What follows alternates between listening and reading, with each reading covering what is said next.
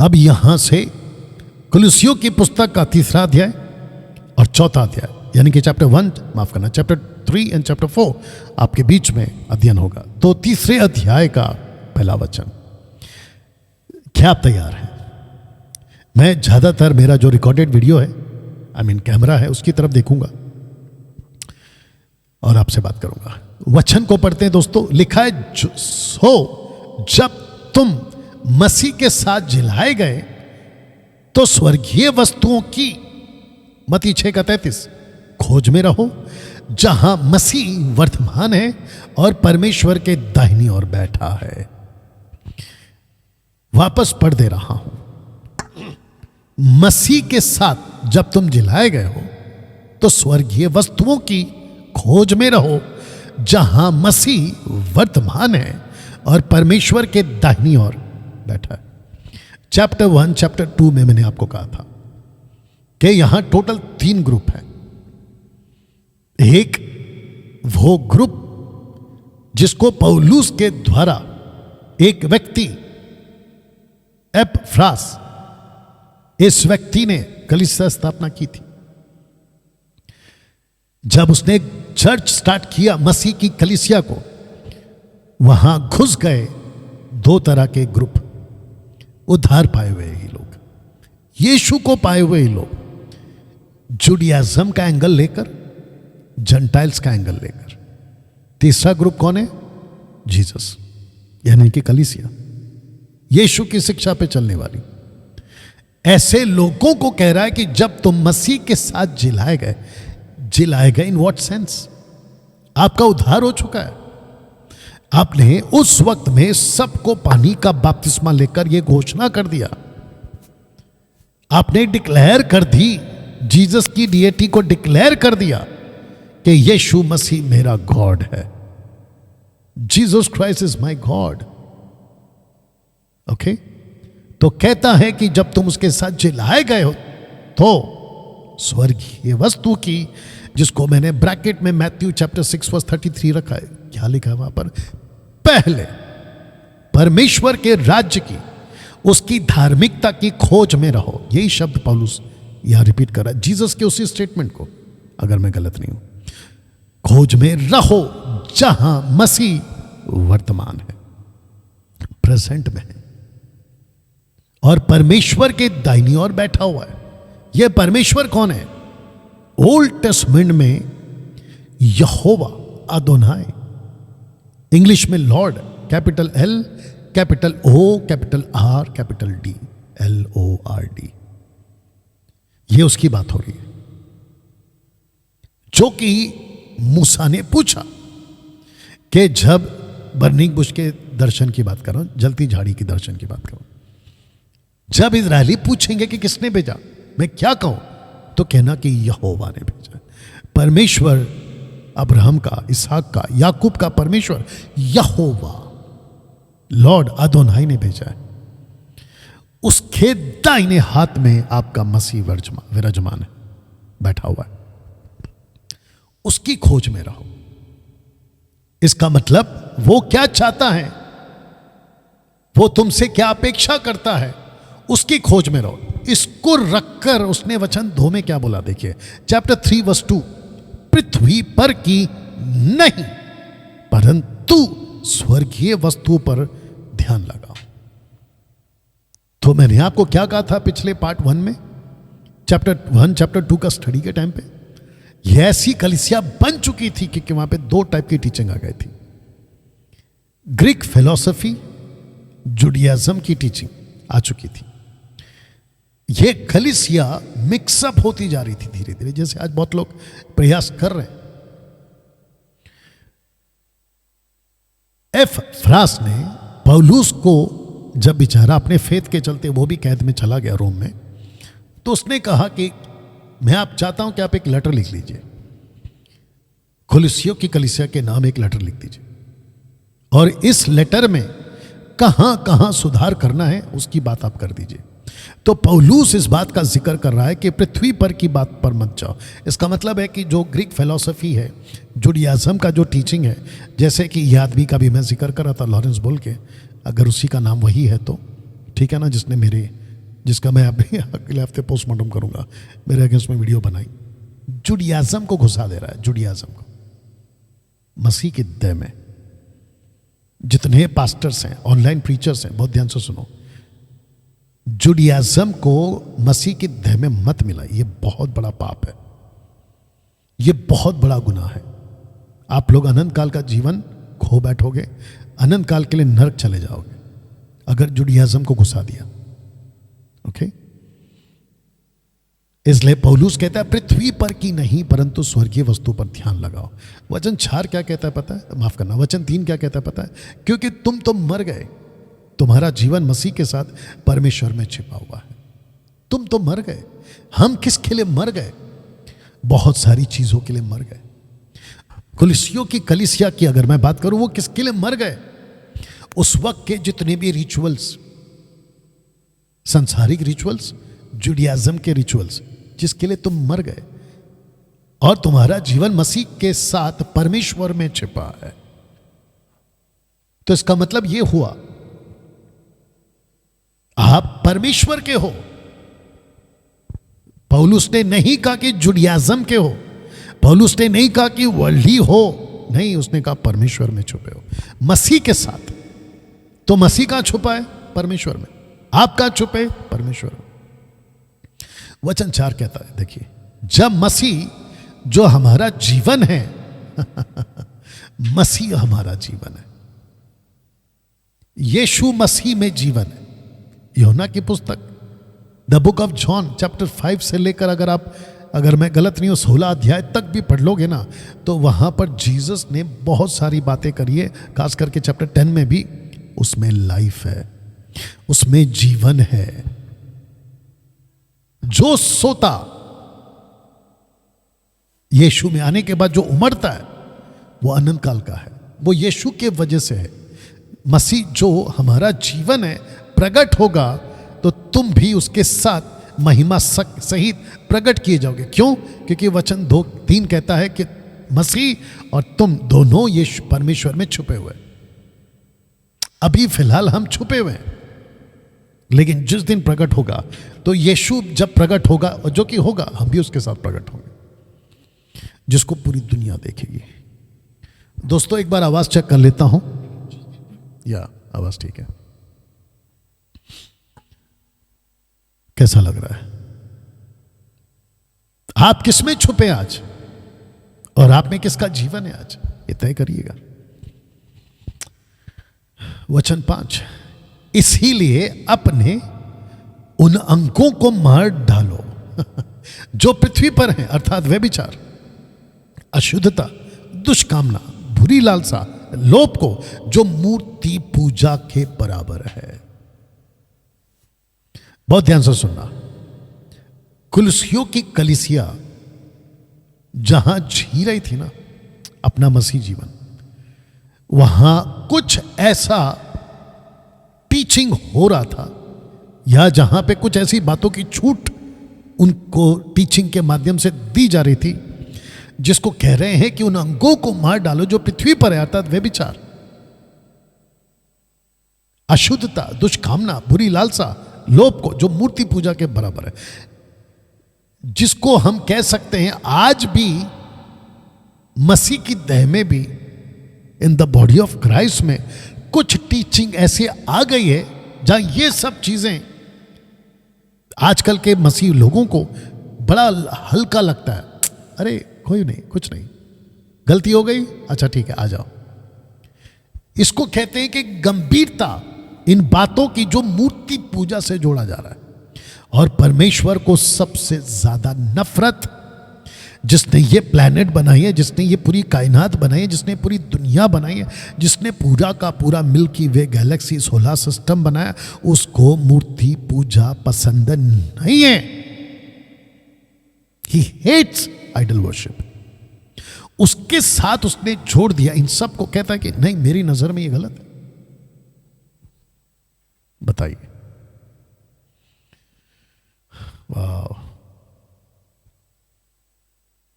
चर्चों में, मैं इसको अलग तरीके से बोलूंगा, रुक जाइए, और जितने देख रहे हैं खूब शेयर करते जाइए, फेसबुक यूट्यूब दोनों भी। चर्चों में, बहुत ध्यान से सुनना, चर्चों में आज मैं सबकी बात नहीं कर रहा हूं, मैं कुछ चर्च की बात कर रहा हूं, ठीक है ना। सब 90% तो बेड़ा गर्क है, मैं 10% अच्छे उनको सल्यूट करता हूं। 90% चर्चेस में आजकल जो पाप बड़ा हल्का हो गया, लाइटली हो गया, मतलब जिसको बोल सकते हैं अरे चलता है, थिएटर जाओ चलता है, पिक्चर के गाने सुनो चलता है, एक्स्ट्रा मैरिटल अफेयर चलता है, शादी के पहले गर्लफ्रेंड बॉयफ्रेंड चलता है, शादी के पहले आप लोग घूमने जा रहे हो दोनों चलता है, ऐसा कुछ गड़बड़ है। दोस्तों एक सेकंड दीजिए।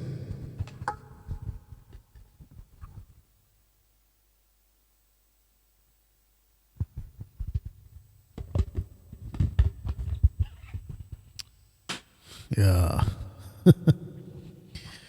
बड़ा हल्का सा महसूस होता है लोगों को जब प्रीच सुनते हैं।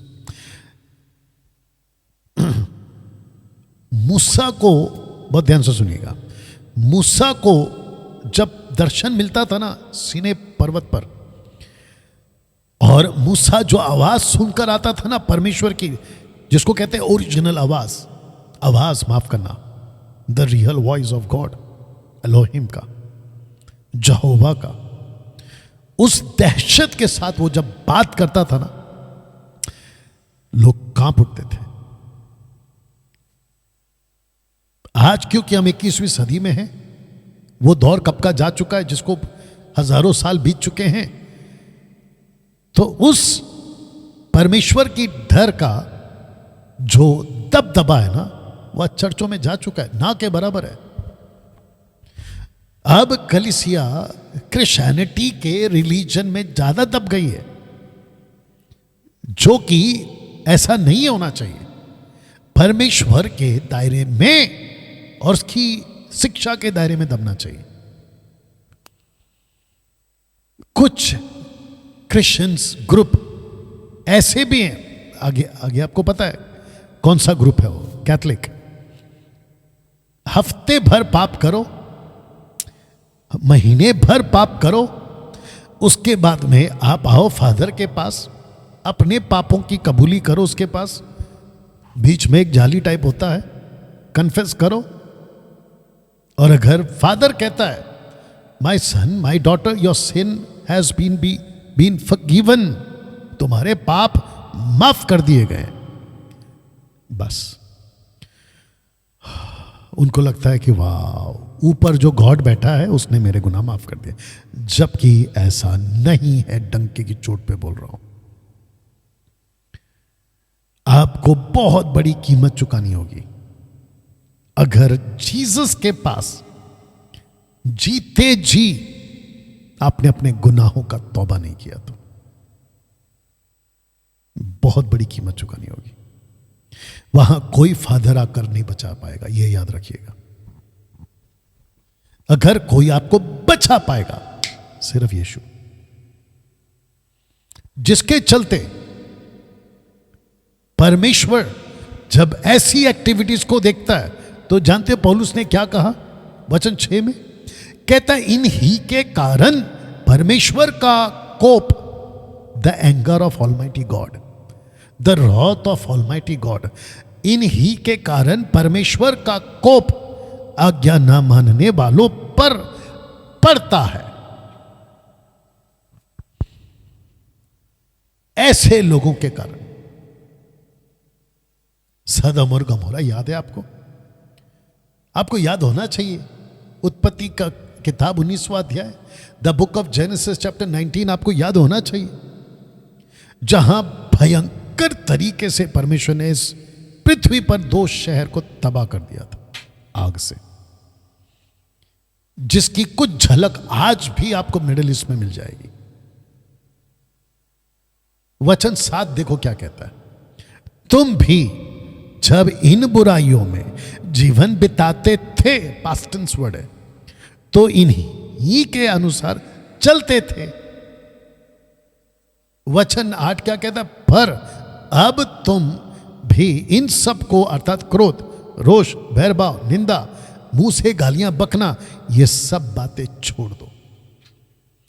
ये कैसी कलीसिया थी फिर, जहां मुंह से गालियां बकना हो रहा है, जहां क्रोध हो रहा है, जहां बैर भाव हो रहा है, जहां निंदा की बातें की जाती है, और ऊपर से ये सब कुछ बुराई चल रही है, जिसको अभी मैं पढ़वा चुका हूं, व्यभिचार, अशुद्धता, दुष्कामना, बुरी लालसा, लोभ,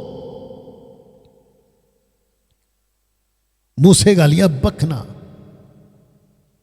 ये सब चल रहा था, जिसके चलते पौलुस ने रोम की जेल से यह खत लिखा कुलुसियों को। दोस्तों, हम क्या सीख सकते हैं इस पत्री से? मैं और आप क्या सीख सकते हैं? इन सब बातों का अगर आपके ऊपर, ये सारी बातें अगर आपके जीवन में दिखती हैं अभी, ये नीचे का लाइन पढ़ लीजिए, बातों को छोड़ दीजिए। आपका लाइफस्टाइल कैसा है आज? सब डिपेंड होता है चर्च के पास्टर के ऊपर कि वो क्या सिखा रहा है। वचन 9, एक दूसरे से झूठ मत बोलो, क्योंकि तुमने पुराने मनुष्यत्व को उसके कामों समेत उतार डाला है। आपने उतार दिया ना इसको। जब आपका बपतिस्मा हो रहा था, आपने जब जीसस को एक्सेप्ट किया, उसका प्रतीक है कि मैं मर चुका हूं। पानी का बपतिस्मा उसका प्रतीक है कि मैं मर चुका हूं, संसार के लिए, मसीह के लिए जी रहा हूं। उतार दिया है ना, फिर वापस क्यों पहन रहे हो? नहीं, मनुष्यत्व को पहन लिया है आपने। पुराने मनुष्यत्व को उतार कर नए मनुष्यत्व को पहन लिया है, तो अपने सृजनहार के स्वरूप के अनुसार ज्ञान प्राप्त करने के लिए नया बनता जाता है। आप अभी पुराने वाले नहीं रहे। अब दोस्तों, मैं कनेक्ट कर रहा हूं आपको पौलुस के एंगल में कि दरअसल में ये लोग थे कौन। अब देखिए, उसमें ना तो यूनानी ग्रीक, ना तो यूनानी रहा, ना यहूदी इजरायली, ना खतना यानी कि जूइश, ना खतना रहित अन्य जाति यूनानी, ना जंगली, ना सकूथी, ना दास, ना स्वतंत्र, केवल मसीह सब कुछ और सब में है। अब यहां पे यहूदीवाद को नहीं घुसाना है बीच में, लॉरेंस, या फिर उसके जैसे जितने भी प्रचारक हैं, मत घुसाइए। और कैसे मतलब ये टीचिंग को एक्सेप्ट किया जा रहा है मसीह के तहत, रखूंगा अगले हफ्ते से लॉरेंस तुम्हारी बात। एक एक लाइन यहां से सुनाऊंगा, क्या क्या तुमने बकवास की है, एक एक लाइन सुनाऊंगा पब्लिक को। या अब ना तो यूनानी रहा, ना यहूदी, ना खतना, ना खतनारी, ना जंगली, ना सकूती, ना दास, ना स्वतंत्र, केवल मसीह सब कुछ और सब में है। कुलुसियों की कलीसिया में क्या गड़बड़ी थी?